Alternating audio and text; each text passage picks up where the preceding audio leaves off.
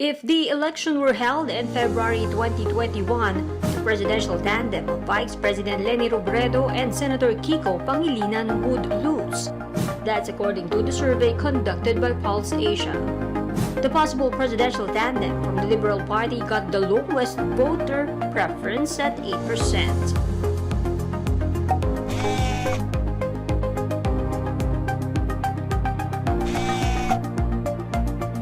According to the survey, Filipinos would go for a Senator Bongo, President Rodrigo Duterte tandem.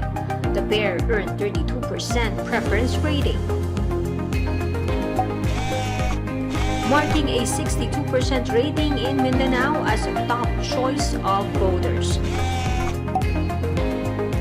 The pairing of Senator Grace Poe and Senate President Tito Soto came in second with 32%.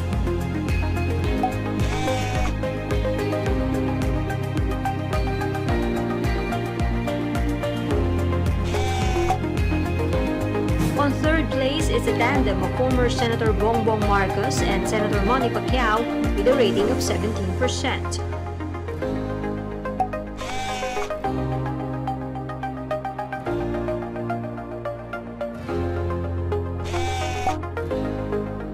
While the fourth spot belongs to the tandem of Senator Panfilo Lacson and Manila Mayor Isko Moreno with 11%.